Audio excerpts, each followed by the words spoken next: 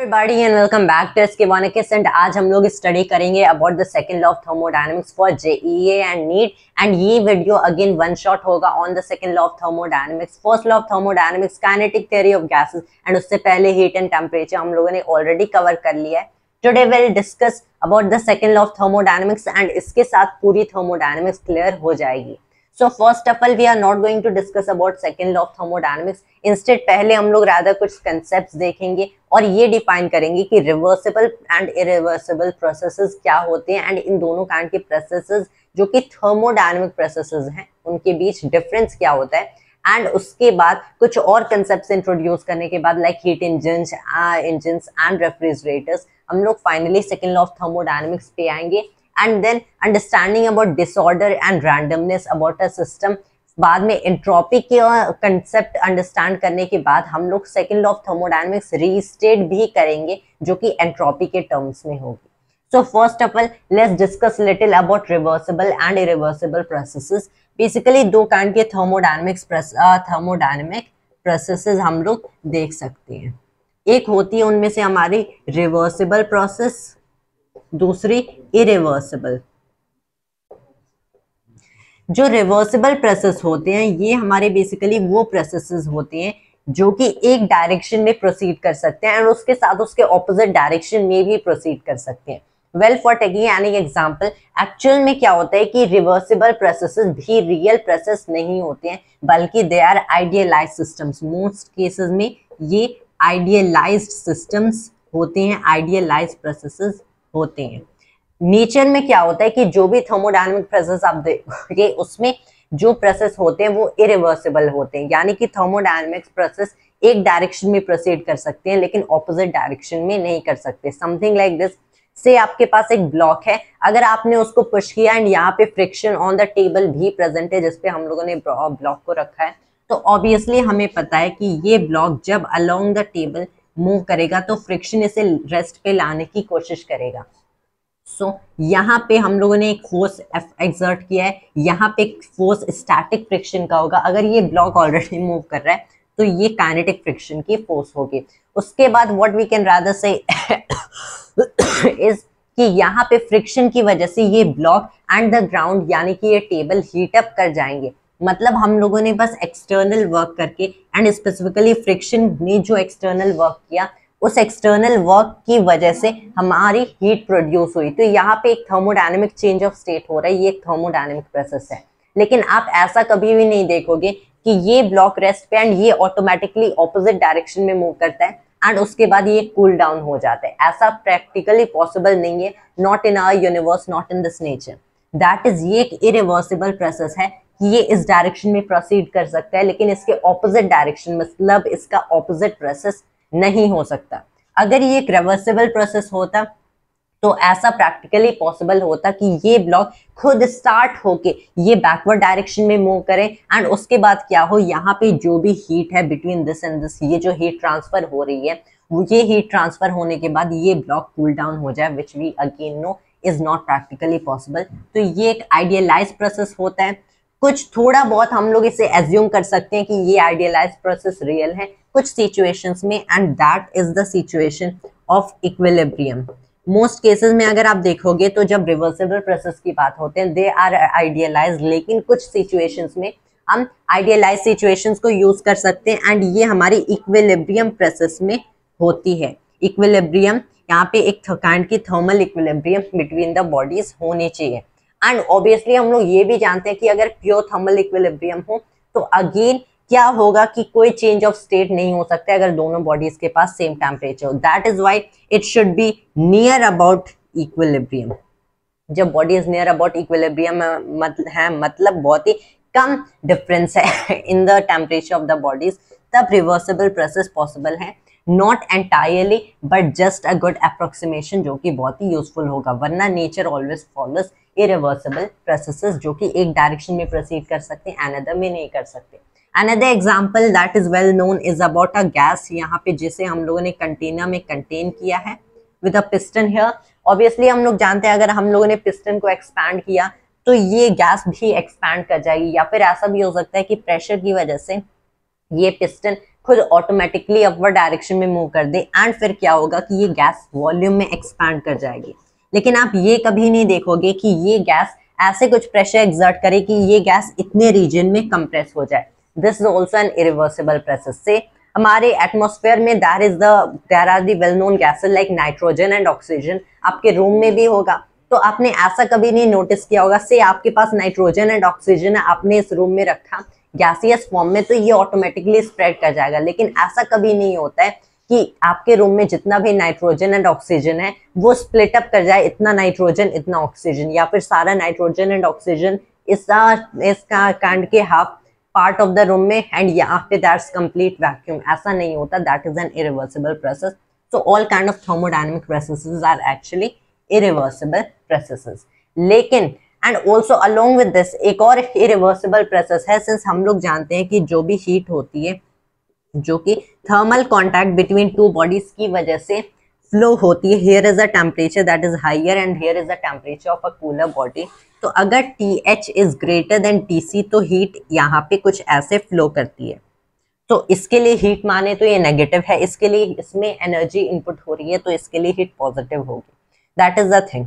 सो QH हमारी negative होगी, QC positive होगी।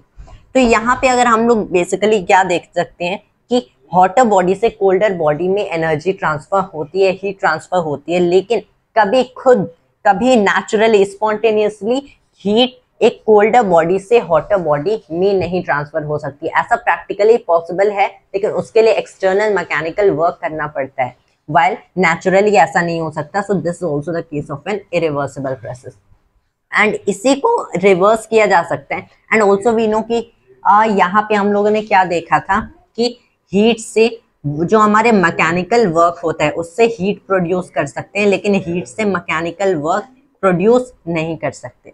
लेकिन कुछ हमारे ऐसे मशीन्स होते हैं, ऐसे इंजन्स होते हैं जिन्हें हीट इंजन्स कहा जाता है, जो कि हीट को कन्वर्ट करते हैं मैकेनिकल वर्क में, बट पार्शियली।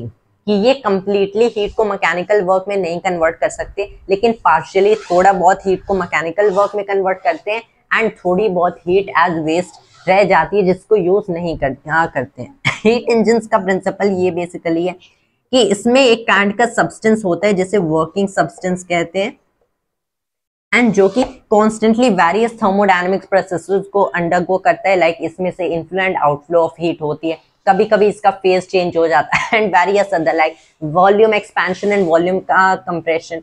ये जो वर्किंग सब्सटेंस होता है एंड ऑल्सो ये इंटरैक्ट करता है दो काइंड के बॉडीज के साथ which is placed with the heat engines, जिन्हें हॉट रिजर्वॉयर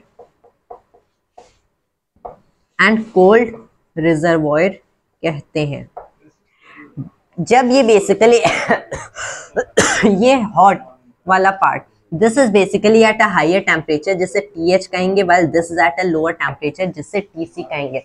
इनके टेम्परेचर इतने हाई एंड इतने लो होते हैं कि अगर ये वर्किंग सब्सटेंस इन दोनों रिजर्वॉयर्स के साथ इंटरैक्ट भी करता है तो जो हीट की फ्लो होती है वो ऑब्वियसली अगर बहुत हाई भी होगी, लेकिन इनके temperature are so great and so low कि टेम्परेचर में approximately there is barely any change, जिसकी वजह से हम लोग क्या बेसिकली बोल सकते हैं कि यहाँ पे this temperature can be assumed to be constant.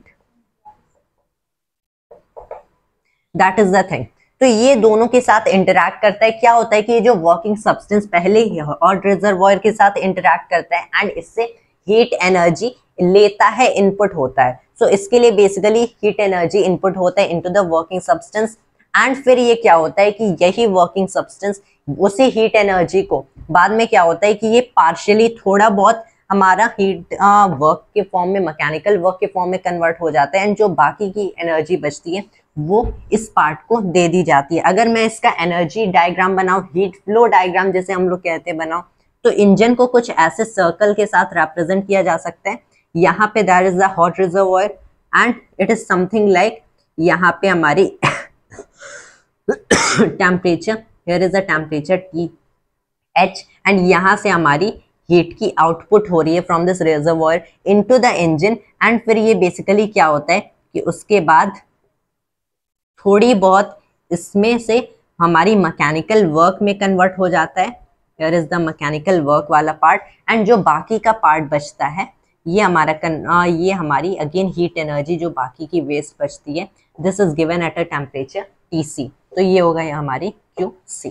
That is an energy flow diagram या फिर एक heat flow diagram for a heat engine. Obviously इसके लिए और भी कुछ मैथमेटिक्स भी होती है। If we are discussing about mathematics, तो यहाँ पे हम लोग डिस्कस करते हैं about a kind of constant जिसे thermal efficiency of a heat engine कहा जाता है। जो थर्मल एफिशिएंसी होती है, दिस इज जितना मैकेनिकल वर्क हमारे हीट इंजन ने कन्वर्ट किया है, वी नो कि नेचर में कंप्लीटली रिवर्सिबल प्रोसेस पॉसिबल नहीं है, दैट्स वाई सिर्फ पार्शियल अमाउंट ही QH का ये मैकेनिकल वर्क में कन्वर्ट कर सकता है।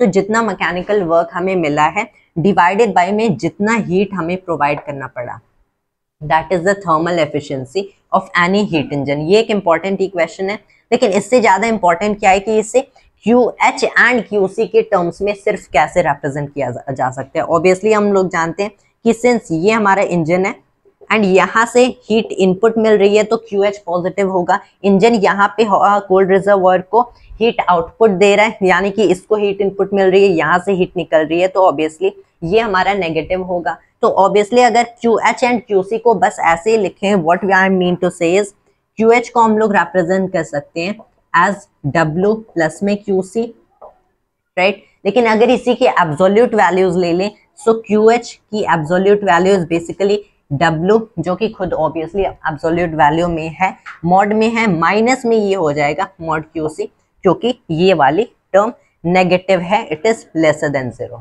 That is the thing. तो यहाँ पे हम लोग क्या कर सकते हैं, W को अब as mod of QH plus में हम लोग मॉड ऑफ QC रिप्रेजेंट कर सकते हैं, जिससे बेसिकली क्या होगा, इस इक्वेशन में रखने से वी आर गेटिंग कि E equals mod QH plus mod QC, over में QH हो गया एंड QH ऑब्वियसली पहले से पॉजिटिव है, so this is nothing but 1 plus में mod QH over mod QC, या फिर अगर एब्सोल्यूट वैल्यूज ना ले so it is rather 1 minus QH over QC, sorry ये रादर QC ओवर QH है। तो ये हो जाती है हमारी thermal efficiency of any heat engine. इसमें से कोई भी इक्वेशन यूज कर सकते हैं, यूजुअली इस इक्वेशन के बहुत ज्यादा काम नहीं आते, but this is the real definition जो कि thermal efficiency of a heat engine को डिफाइन करती है। किसी भी हीट इंजन की थर्मल एफिशिएंसी ज्यादा होगी तो वो हीट इंजन बेटर वर्कर है, क्योंकि वो ज्यादा अमाउंट ऑफ हीट को ज्यादा मैकेनिकल वर्क में कन्वर्ट कर सकता है, एंड उससे जो हमारा फाइनली जो हमारा आउटपुट निकलता है ऑफ द हीट, जो कि QC, जो कि कोल्ड रिजर्वॉयर को एक वेस्ट में दे दी जाती है, ये बेसिकली कम होगा, that is the thing. So for better purposes e should be higher, thermal efficiency higher होनी चाहिए। थ्योरेटिकली देखें तो थर्मल एफिशिएंसी की मैक्सिमम वैल्यूज, थ्योरेटिकली भी देखें तो भी इसकी मैक्सिमम वैल्यूज अराउंड 56% आती है, यानी कि ये वैल्यू आपकी 0.56 आएगी विद नो यूनिट्स। यूनिट्स यहाँ पे एनर्जी एंड एनर्जी की कैंसिल हो जाती हैं। वाइल अगर प्रैक्टिकली देखें तो ये इससे भी कम आती है, around 36% to a maximum of 40%, जो कि एक्चुअल में नॉट इवन दैट, सो ये around 20% for a low thermal efficiency, लेकिन अराउंड 30 to 36% या फिर maximum of 40%, and theoretically it may go 56%। And एक यू कैन ऑल्सो कॉल कि अगर हमारा E इक्वल्स 1 हो जाता है, दैट इज 100%, इसका मतलब entire value of QH gets converted into mechanical work, जो कि अगेन हमारे नेचर के अकॉर्डिंग पॉसिबल नहीं है। तो इतना तो ये हम लोगों ने हीट इंजन्स में डिस्कस कर लिया। Now let's proceed further, and so for that and now we are back once again, and अब हम लोग एक और स्पेसिफिक काइंड की हीट इंजन की डिस्कशन कर लेते हैं, जैसे ओटो साइकिल, एक ऐसी साइकिल जिसमें हमारी जो थर्मल एफिशिएंसी है जो कि रियली हाई वैल्यू तक प्रोसीड कर सकती है, जो कि मैंने बताया था एक मैक्सिमम ऑफ 56%, जिसे 0.56 कहा जाता है, एंड इसे ओटो साइकिल कहते हैं। ये बेसिकली एक ऐसी काइंड की साइकिल है, यहाँ पे हमारे पास एक जो इंजन होता है उसमें एक आइडियल गैस फिल की जाती है एक इनटेक वॉल्व के थ्रू। यहाँ पे से हमारे पास इंजन है, यहाँ पे एक इनटेक वॉल्व के थ्रू थोड़ी आइडियल गैस फिल की जाती है, एंड यहाँ पे हमारे पास एक्चुअल में एक समथिंग लाइक अ पिस्टन होता है जो कि एक्सपैंड कर सकता है। फिर फिल करने के बाद अगर इसकी इनिशियल वॉल्यूम V है, ये एक्सपैंड करता है एंड इसकी एक फाइनल वॉल्यूम रीच हो जाती है। यहाँ पे एक आउटटेक वॉल्व भी होता है, एक एग्जॉस्ट वॉल कि ये जो आइडियल गैस हम लोगों ने फिल किया है इसको बाहर भी निकाला जा सकता है। सो it is something like this kind of. And फिर बेसिकली क्या होता है कि वॉल्यूम वी से इसे वॉल्यूम आर वी, जहाँ पे आर को कंप्रेशन रेशियो कहा जाता है, हम इसे ले जाते हैं again intake and exhaust walls. And फिर क्या होता है कि इस इंटेक एंड एग्जॉस्ट वॉल्स को क्लोज कर दिया जाता है। सो here is all ideal gas. And फिर इस पिस्टन को प्रेस इन करके वापस से हम लोग क्या करते हैं, वॉल्यूम वी पे ले जाते हैं and it is something like this kind of. कुछ ऐसी हमारी सिस्टम फॉर्म होती है। एंड सिर्फ अब हम लोग जानते हैं जब इसे वापस फर्स्ट ऑफ ऑल हम लोगों ने इसे ओपन किया था समथिंग लाइक दैट एंड इसमें आइडियल गैस फिल किया, so that was just another normal temperature. लेकिन अगर आइडियल गैस इक्वेशन के थ्रू देखें, keeping the number of moles constant, हम लोगों ने क्या किया, इसे इनवर्ट पुश कर दिया। तो यहाँ से बेसिकली हमें पता है कि temperature and pressure basically high हो जाएगा, इंक्रीज कर जाएगा। एंड हम लोगों ने वॉल्स भी क्लोज कर दिया। फिर यहाँ पे एक स्पार्क प्लग लगा के हम लोग क्या करते हैं, यहाँ पे there is an special there is a kind of explosion inside this thing, yeah we are trying to explore this kind of thing, जिसकी वजह से फाइनली क्या होता है कि हमारी जो वॉल्यूम है ना ये अगेन इंक्रीज कर जाती है। उसके बाद after the fire insided volume again increase कर जाती है कि ये बैलेंस हो सके, कि ये कैन का कंटेनर, ये इंजन बेसिकली इतनी आइडियल गैस को हैंडल कर सके। इसके जो भी इंटरनल कॉलिजन्स हो रहे हैं वो ऑब्वियसली किस वॉल्यूम पे होगा, अगेन आरवी पे होगा, क्योंकि हम लोगों ने आरवी पे इतनी amount of ideal gas fill किया था। एंड ये वापस जब एक्सपैंड करता है टू द वॉल्यूम आरवी, बाद में इस आइडियल गैस को बाहर निकाल लिया जाता है by opening this exhaust valve. So first of all you might be thinking this is complete useless process, लेकिन मैंने ऑटो साइकिल का प्रोसेस बता दिया। Process is not very important for examinations like JEE and NEET. Rather जो equations इसमें use होंगे especially for thermal efficiency, वो equations important है। But what I telling about some real stuff like undergraduate level and postgraduate level, तो ये और भी detail में समझते। But for now what is important especially for JEE is the formula for thermal efficiency, जिसे 1 minus 1 by R पे power gamma minus 1 लिखा जाता है, which means something like here R पे power gamma minus 1। R again हमारा compression ratio है and ये जो गामा है this is the ratio of heat capacities for this kind of ideal gas. Usually gases ideal gases के लिए भी same होता है, डिपेंड करता है कि ये मोनो एटमिक आइडियल गैस है या फिर एक डाई एटमिक आइडियल गैस है। So this is the thermal efficiency for a heat engine that follows Otto cycle. Again ये भी एक आइडियलाइज्ड मॉडल है क्योंकि इसमें हम लोगों ने आइडियल गैसेस का यूज किया है। That is the thing. अब हम लोग आ जाते हैं to another kind of thing जिसे रेफ्रिजरेटर कहते हैं। रेफ्रिजरेटर रेफ्रिजरेटर बेसिकली क्या होता है, एक हीट इंजन जो कि रिवर्स में वर्क करता है। एक हीट इंजन के लिए हम लोगों ने एनर्जी फ्लो डायग्राम बनाया था, रेफ्रिजरेटर के लिए भी बनाएंगे एक ऐसा हीट इंजन जो कि रिवर्स में वर्क करता है। या हीट इंजन में हम लोगों ने एक्सटर्नल वर्क निकाला था, मैकेनिकल वर्क निकाला हीट से। रेफ्रिजरेटर में हम लोग क्या करते हैं कि मैकेनिकल वर्क करते हैं एंड उससे हीट प्रोड्यूस करते हैं। लेकिन यहाँ से बेसिकली क्या होता है, व्हाट मेक्स रेफ्रिजरेटर्स स्पेशली कि ये एक हीट किसी हॉट ऑब्जेक्ट से नहीं बल्कि कोल्ड ऑब्जेक्ट से एक्सट्रैक्ट करता है एंड हॉटर ऑब्जेक्ट को प्रोवाइड करता है। आई नो मैंने कहा था कि ये एक इरिवर्सिबल प्रोसेस है, तो नेचर में ये प्रैक्टिकली पॉसिबल नहीं है। बट अगर हम लोग एक्सटर्नल वर्क को इसमें ऐड करें, यानी कि एक्सटर्नल वर्क करें, not naturally but external mechanical work के थ्रू, इसे भी पार्शियली कन्वर्ट किया जा सकता है, जो कि coefficient of performance of a refrigerator के अकॉर्डिंग दिखाया जाता है। वाइल जैसे हम लोगों ने थर्मल एफिशिएंसी को यूज किया था फॉर हीट इंजन। इसके लिए एनर्जी फ्लो डायग्राम बनाते हैं। यहाँ पे हमारा इंजन हो गया। हम लोगों ने क्या किया कि ये जो कोल्ड रिजर्वॉयर है यहाँ से बेसिकली क्या किया, हीट एक्सट्रैक्ट किया। So it goes something in like this. यहाँ से हीट जाती है, हियर इज क्यूसी। इस बार क्यूसी पॉजिटिव होगा क्योंकि क्यूसी हीट मिल रही है इस इंजन को। This is again the heat engine itself जिसमें वर्किंग सब्सटेंस है। एंड उसके अलावा हम लोगों ने क्या किया कि यहाँ पे एक्सटर्नल वर्क हो रहा है एंड इन दोनों को ऐड करके हमें क्या मिलता है, इज हीट, जो कि हम लोग एक हॉट रिजर्वॉयर को प्रोवाइड कर रहे हैं at a higher temperature. Temperature भी मेंशन कर देता हूँ, here is QH, right, that is the thing. तो अगर इस एनर्जी फ्लो डायग्राम के अकॉर्डिंग देखें तो QH को हम लोग बेसिकली रिप्रेजेंट कर सकते हैं एज W प्लस में QC। Also we know QH की अगर एब्सोल्यूट वैल्यूज के टर्म्स में लिखें तो this is negative mod QH which is equal to mod of W भी ले लेते हैं, प्लस में इसकी जरूरत नहीं है क्योंकि ये ऑलरेडी एक पॉजिटिव वैल्यू है।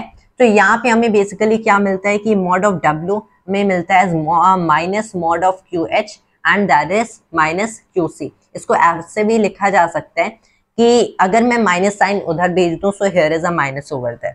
ऐसे हम लोग डिफाइन करते हैं the coefficient of performance of a refrigerator. Obviously हमें बेटर रेफ्रिजरेटर चाहिए जो कि ज्यादा यहाँ से हीट एब्जॉर्ब कर सके, इसे एमिट करे, इसे प्रोवाइड करे, मतलब ज्यादा हीट एक्सट्रैक्ट कर सके। सो QC की वैल्यू हायर होनी चाहिए कम मैकेनिकल वर्क से। That is the refrigerator everybody is looking for. तो इसके लिए हम लोग ये रेशियो डिफाइन करते हैं एज QC डिवाइडेड बाय में W का रेशियो डिफाइन करते हैं।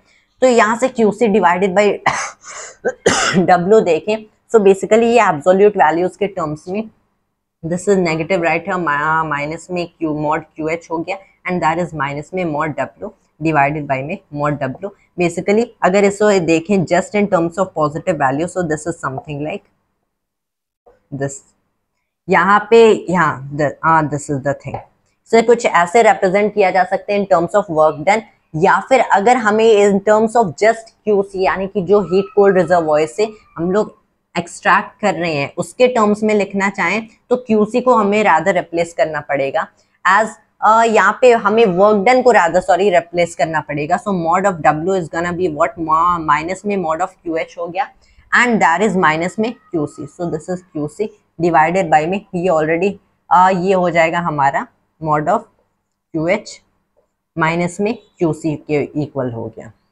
That is the thing and यही होती है हमारी थर्मल that is the thing, this isn't thermal efficiency but rather the coefficient of performance for a refrigerator. Obviously if we are looking out for better refrigerator so that is the one जिसमें कम amount of mechanical work से ज़्यादा heat extract हो सके। अगर practical refrigerator या like the ones in your home देखा जाए तो वो बेसिकली क्या करता है कि यहाँ पे ना you might have noticed it कि जब भी रेफ्रिजरेटर्स वर्क करते हैं तो उनकी जो साइड्स होते हैं ना, ऑब्वियसली हम लोग नोटिस करते हैं जो आउटर एक्सटीरियर वॉल्स होते हैं वो हॉट हो जाते हैं। ऐसा क्यों होता है?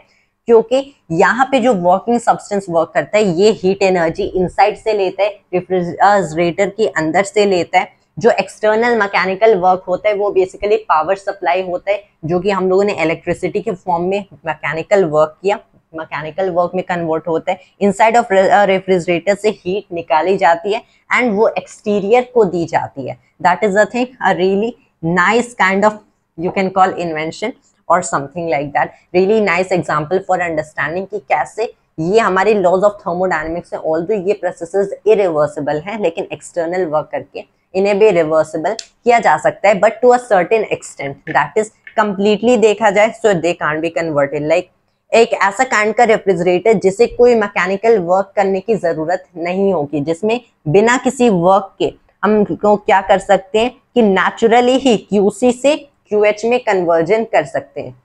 इसे एक वर्कलेस रेफ्रिजरेटर कहा जाता है क्योंकि although it is not something like it is workless that it doesn't work और समथिंग लाइक दैट। ऑब्वियसली वो वर्क करेगा, फिजिक्स के टर्म्स में दैट इज नो वर्क, यानी कि आपको पावर सप्लाई की जरूरत नहीं है, वो ऑटोमेटिकली हीट एक्सट्रैक्ट करेगा एंड एक्सटीरियर वॉल्स को देता जाएगा। But we know that is practically possible specially for what we are going to study next and that is obviously second law of thermodynamics पे अब हम लोग फोकस करेंगे। So first of all let me rub all of it and then will finally proceed again further.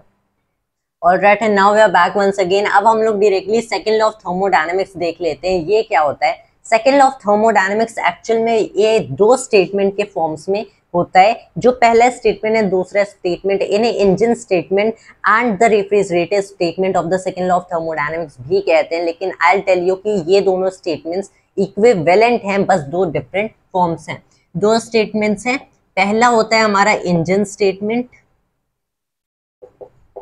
And जो दूसरा होता है ये होता है हमारा रेफ्रिजरेटर स्टेटमेंट। तो first of all let me just change this marker.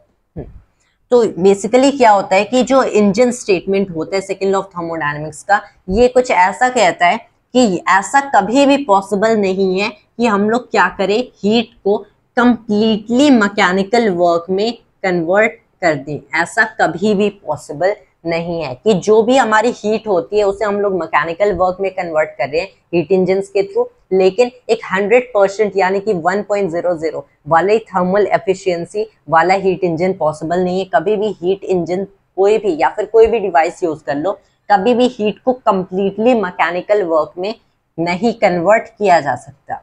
जो दूसरा स्टेटमेंट होता है ये होता है रेफ्रिजरेटर स्टेटमेंट। सिंस ये इंजन्स के बारे में, ये रेफ्रिजरेटर स्टेटमेंट ये बोलता है कि ऐसा कभी पॉसिबल नहीं है कि हीट एक cold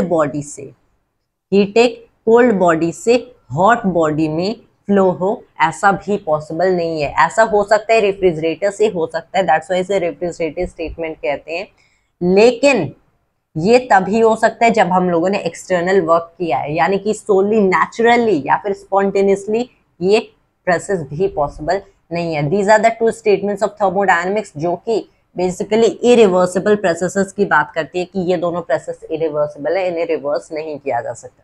that's the second law of thermodynamics. अगर देखें तो ये दोनों स्टेटमेंट इक्विवेलेंट हैं, ये इक्विवेलेंट है, but we are not going to prove these things कि ये equivalent है right here, as JEE it is not going to ask about that when we will study something even further higher than JEE, तब हम लोग ये भी prove करेंगे कि दोनों statements equivalent statements हैं of the second law of thermodynamics। तो ये भी हम लोगों ने देख लिया, second law हो गया। अब हम लोग और कुछ डिस्कस कर लेते हैं लाइक कार्नट इंजन के बारे में। तो ये तो थर्मोडायनेमिक्स ने हम लोग को बता दिया कि इतनी हाई थर्मल एफिशिएंसी पॉसिबल नहीं है, लेकिन फिर एक साइंटिस्ट थे, एक इंजीनियर सैडी कार्नट, उन्होंने इमेजिन किया कि अगर सेकंड लॉ ऑफ थर्मोडायनेमिक्स हमें बता सकते हैं कि इतनी 100% थर्मल एफिशिएंसी पॉसिबल नहीं है, तो सेकंड लॉ ऑफ थर्मोडायनेमिक्स का लिमिट क्या है कि कितनी हाई थर्मल एफिशिएंसी पॉसिबल है, that is what he questioned.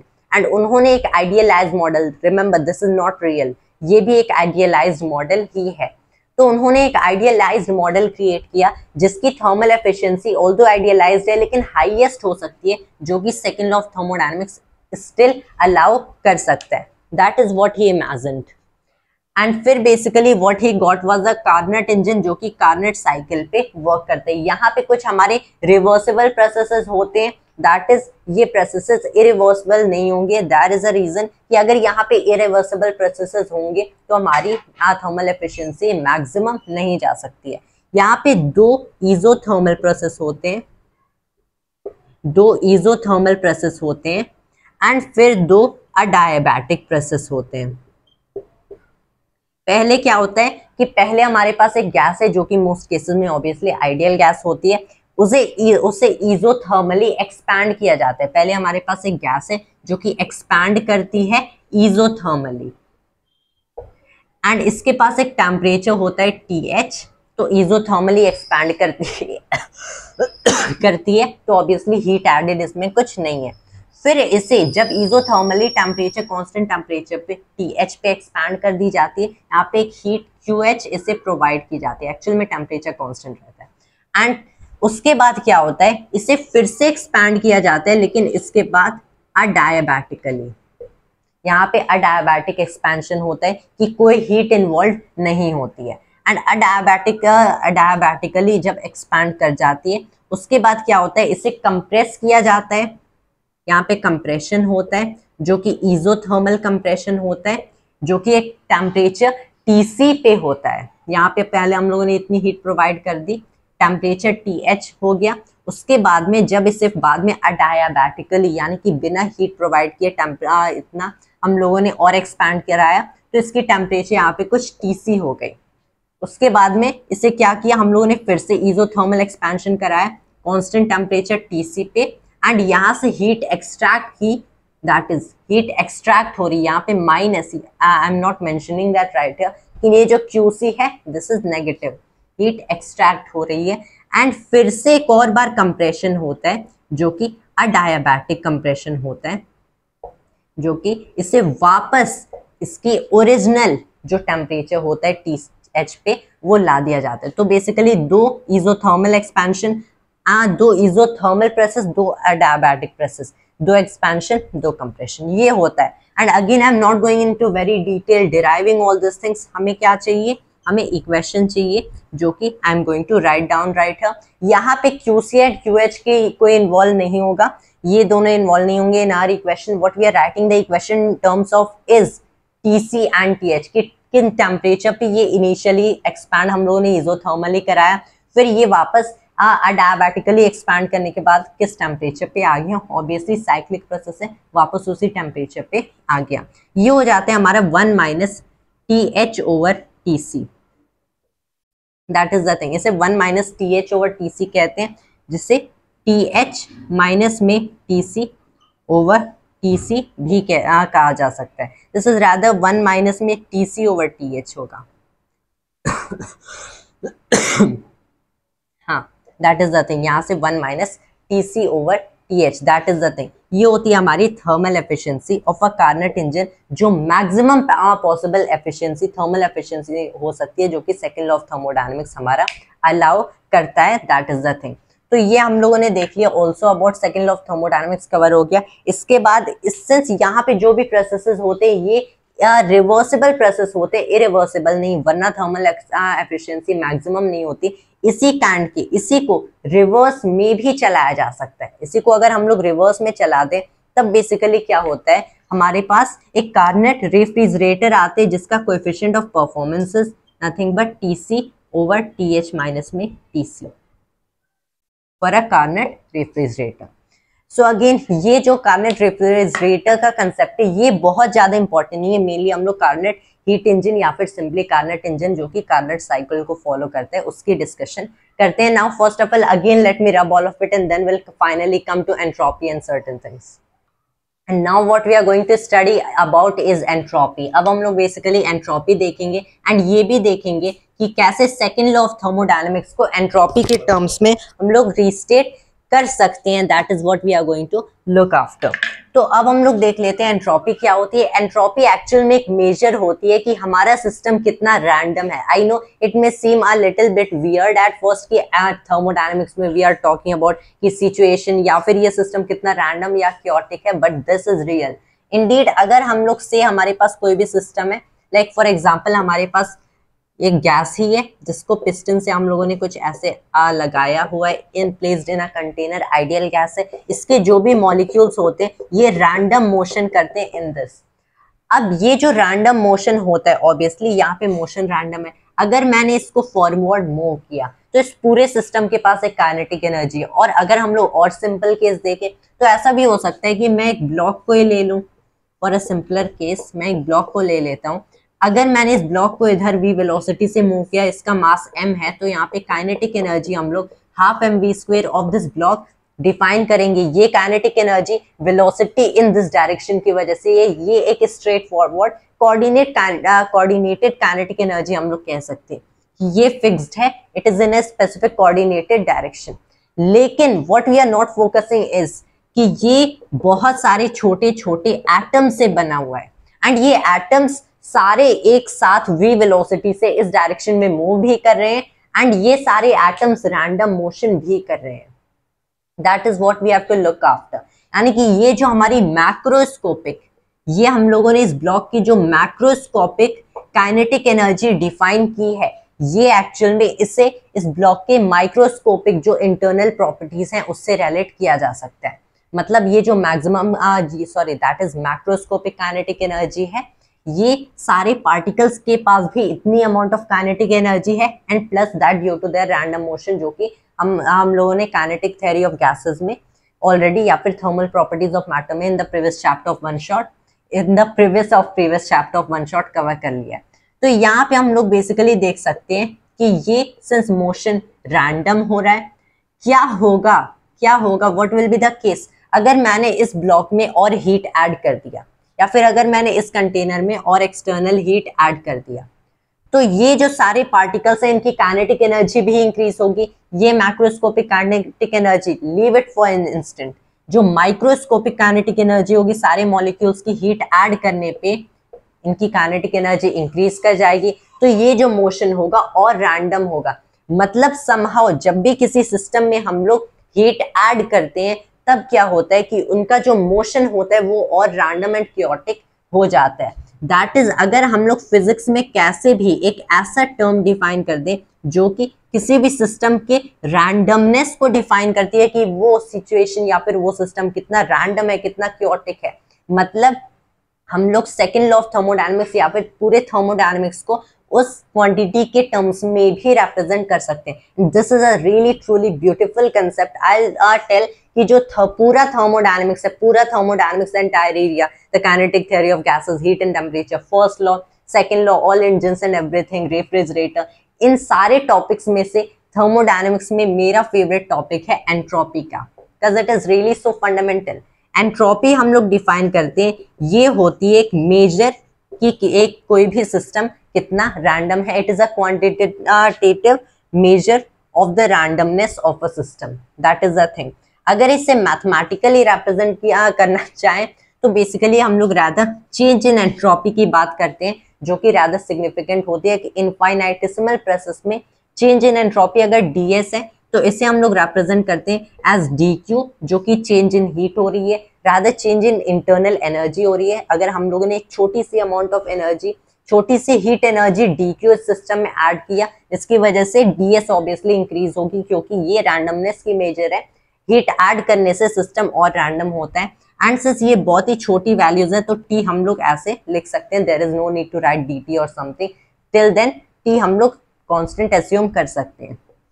This is for an infinitesimal reversible process. ये एक रिवर्सिबल प्रोसेस के लिए हम लोग लिख रहे हैं। Basically it is also holding for irreversible process actually. तो ये हम लोगों ने इनफाइनाइटेसिमल रिवर्सिबल प्रोसेस के लिए देख लिया। अगर यही प्रोसेस इनफाइनाइटेसिमल नहीं है, यानी कि एक फाइनाइट प्रोसेस है, तो इसमें हम लोग एक change in entropy delta S define करते हैं एज S2 माइनस S1, जो कि एक फाइनाइट हीट यानी कि finite change in internal energy divided by finite temperature define करते हैं। ये दोनों इक्विवेलेंट स्टेटमेंट्स हैं, ऑब्वियसली दोनों ही एंट्रोपी है। ये एक बहुत ही छोटे से, मतलब ये जो स्टेट चेंज हो रहा है वो बहुत ही नेग्लिजिबल अमाउंट से हो रहा है, but for a finite reversible process this is the equation that we define. And also अगर the situation gets some real complicated, that is the thing, हम लोग obviously हमेशा ये इक्वेशन तो यूज नहीं कर सकते। क्या होगा अगर Q एक्चुअल में कांस्टेंट है नहीं, कि कोई स्पेसिफिक वैल्यू ऐसे कांस्टेंट से हम लोग हीट ऐड नहीं कर रहे, उस केस में हम लोग फर्स्ट स्टेट से लेके सेकेंड स्टेट तक, this is the integral from first state to second state, dq by t कर देते हैं। That is the thing. So I would say this is the most useful expression, क्योंकि यहाँ से ये दो एक्सप्रेशन भी रिप्रोड्यूस हो सकते हैं। That is the thing. This is the change in entropy or फिर entropy change in any reversible process, finite और infinitesimal. Rather finite, क्योंकि obviously हम लोग एक स्टेट से दूसरे स्टेट तक जाने की बात कर रहे हैं। And also I talked about since entropy किसी भी सिस्टम की रैंडमनेस की मेजर है, तो इसे माइक्रोस्कोपिक लेवल पे भी देखा जा सकता है। ऑब्वियसली जेईई नीट के सिलेबस में ये नहीं है, but I tell little about that, कि ये ज्यादा यूज तो नहीं होगा, but still this is very helpful कि किसी भी मैक्रो स्टेट के लिए, किसी भी मैक्रो स्टेट के लिए यानी कि मैक्रोस्कोपिकली देखें तो किसी भी सिस्टम का जो भी थर्मोडायनेमिक स्टेट है उसके लिए बहुत सारे पॉसिबल माइक्रो स्टेट्स यानी कि माइक्रोस्कोपिक स्टेट्स एग्जिस्ट कर सकते हैं। दैट इज, अगर हमारे पास कोई भी pressure P, volume V, temperature T, number of moles N है आइडियल गैस के लिए, तो डिफरेंट अरेंजमेंट हो सकती है जो कि इतनी अमाउंट की प्रेशर देगी। हमारे पास कितने मॉलिक्यूल्स हैं? बहुत सारे मॉलिक्यूल्स हैं, से 10.20 मॉलिक्यूल्स हैं एक आइडियल गैस में। तो वहां पे बेसिकली क्या होगा कि अगर मैं इस मॉलिक्यूल, ये एक मॉलिक्यूल है, ये एक मॉलिक्यूल है, ऑब्वियसली मास तो सेम एज्यूम करेंगे। अगर इन दोनों को रिप्लेस कर दो तो ये मॉलिक्यूल यहाँ पे, ये वाला यहाँ पे, तो हमारा जो माइक्रोस्कोपिकली देंगे, मैक्रोस्कोपिकली कुछ चेंज नहीं होगा, कोई मैक्रोस्कोपिक चेंज नहीं है, लेकिन माइक्रोस्कोपिकली ये एक डिफरेंट स्टेटमेंट, क्योंकि वॉल्यूम्स को हम लोगों ने चेंज किया है। मतलब what I actually mean to say, this was just a common example कि एक मैक्रो स्टेट के लिए भी, एक मैक्रो स्टेट के लिए भी बहुत सारे माइक्रो स्टेट्स पॉसिबल हैं कि आप डिफरेंट माइक्रो स्टेट्स ट्राई करो। ऐसा हो सकता है बहुत सारे डिफरेंट माइक्रो स्टेट से एक इन दी एंड मैक्रो स्टेट प्रोड्यूस हो। So you try this first वाला, इससे भी आपको यही मिलेगा, ये सेकंड यही, या फिर ये डब्लूथ माइक्रोस्टेट, इससे भी यही। ये जो टर्म W है ये number of microstates for any specific macrostate के लिए स्टैंड करता है। इसके टर्म्स में एंट्रोपी को भी लिखा जा सकता है। Obviously we are not going to derivations और something, this is some real complicated stuff even for high level physics, लेकिन इसमें एंट्रोपी को किसी भी स्पेसिफिक स्टेट के लिए, हम लोग चेंज की बात नहीं कर रहे हैं, एक स्पेसिफिक थर्मोडायनेमिक स्टेट पे, एक थर्मोडायनेमिक मैक्रो स्टेट पे हम लोग एंट्रोपी को डिफाइन करते हैं the constant that is Boltzmann constant, जो कि gas constant by Avogadro's number होता है, times the natural log of the number of microstates जिससे ये वाली मैक्रोस्टेट बन सकती है, दैट इज एस। यही अगर चेंज हो रहा है तब डेल्टा एस डिफाइन करते हैं, तो के एल एन टाइम्स में डब्ल्यू हो सकता है minus k l n times, that is not rather times, that's of, W 1 हो सकता है। तो यहाँ पे बेसिकली अगर चेंज हो रहा है सो S2 माइनस S1 यानी कि डेल्टा एस हम लोग डिफाइन करते हैं के times natural log of W2 by W1। ये एक यूजफुल इक्वेशन है जब एक्चुअल में एडवांस लेवल की फिजिक्स पढ़ते हैं, वाइल जेईई एंड नीट में आपको एक्चुअल में ज्यादा यूज नहीं होगा, क्योंकि आपको कैसे इन दी एंड पता चलेगा कि इस स्पेसिफिक मैक्रो स्टेट के लिए कितनी माइक्रो स्टेट्स हो सकती हैं, दैट इज द थिंग। हमें एक्चुअल में प्रैक्टिकली ऐसे रियली में नहीं पॉसिबल हो सकता है, लेकिन अगर ऑलरेडी एंट्रोपी पता है और समथिंग लाइक दैट, तो इससे number of micro states for any macro state भी कैलकुलेट किया जा सकता है। अब अगर सेकंड लॉ ऑफ थर्मोडायनेमिक्स को इसके टर्म्स में देखें, सिंस एंट्रोपी को रेफरेंस के टर्म्स में भी डिफाइन किया जा सकता है। हमारे पास चेंज इन एंट्रोपी का इक्वेशन है, मैक्रोस्कोपिकली देखें चेंज इन एंट्रोपी का इक्वेशन है, एक रेफरेंस लेवल हम लोगों ने ले लिया फॉर एंट्रोपी एंड उसके टर्म्स में बाकी सारी एंट्रोपीज डिफाइन होती है। एक साइक्लिक प्रोसेस जब भी होता है, साइक्लिक रिवर्सिबल प्रोसेस, उसमें जो चेंज इन एंट्रोपी होती है वो हमेशा 0 होती है। लेकिन व्हाट्स इंटरेस्टिंग कि सेकंड लॉ ऑफ थर्मोडायनेमिक्स को एंट्रोपी के टर्म्स में भी रिलेट किया जा सकता है, एंट्रोपी के टर्म्स में भी रिप्रेजेंट किया जा सकता है। हमारे पास 2 स्टेटमेंट्स थे of second law of thermodynamics, एक इंजन स्टेटमेंट जिसे केल्विन प्लैंक स्टेटमेंट भी कहते हैं, दूसरा था रेफ्रिजरेटर स्टेटमेंट जिसे क्लॉजियस स्टेटमेंट भी कहते हैं। लेकिन इसके लिए एक एंट्रोपी स्टेटमेंट भी as we can call it कहा जा सकता है। And second law of thermodynamics ये कहता है कि आप कोई भी थर्मोडायनेमिक प्रोसेस करा लो, कोई भी थर्मोडायनेमिक प्रोसेस करा लो, लेकिन किसी भी सिस्टम की एंट्रोपी कभी भी डिक्रीज नहीं होती है। That is second law of thermodynamics. Obviously ये पहले वियर्ड लगेगा, लेकिन second law of thermodynamics says कि कोई भी थर्मोडायनेमिक प्रोसेस हो जाए, लेकिन उसमें या तो सिस्टम की एंट्रोपी चेंज नहीं होगी, या फिर दूसरा पॉसिबल स्टेट हो सकता है कि उस सिस्टम की एंट्रोपी इंक्रीज होगी, लेकिन किसी भी सिस्टम की एंट्रोपी डिक्रीज नहीं हो सकती है। एंड बी केयरफुल, क्योंकि एंट्रोपी एक कंजर्व्ड क्वांटिटी नहीं है, अनलाइक एनर्जी, जो कि एनर्जी बेसिकली कंजर्व्ड होता है, यहाँ से जितनी निकाली उतनी दूसरे सिस्टम में यू हैव पुट, तो टोटल एनर्जी हमेशा कांस्टेंट होता है, टोटल एंट्रोपी कभी कांस्टेंट नहीं होती है। आपने कोई भी थर्मोडायनेमिक, ऐसा भी नहीं है कि यहाँ से एंट्रोपी ली यहाँ पे दे दी हीट ऐड करके समथिंग लाइक दैट, तो पूरे यूनिवर्स की एंट्रोपी सेम वही कांस्टेंट रही, नहीं। कोई भी थर्मोडायनेमिक प्रोसेस होता है, या तो उस थर्मोडायनेमिक प्रोसेस की वजह से entire universe is what I am talking about, पूरे यूनिवर्स की एंट्रोपी वही सेम कांस्टेंट होगी, या फिर एक साथ पूरे यूनिवर्स की एंट्रोपी इसमें इंक्रीज होती है। There might be a limit, ऐसा भी हो सकता है कि कोई लिमिट हो कि कितनी मैक्सिमम एंट्रोपी हो सकती है, this is rather interesting question. एंड उसके बाद ऐसा भी हो सकता है after that maximum limit for entropy in this universe हमारा कोई भी थर्मोडायनेमिक प्रोसेस पॉसिबल ना हो, but everything comes in thermal equilibrium, and that is not what we have been through yet.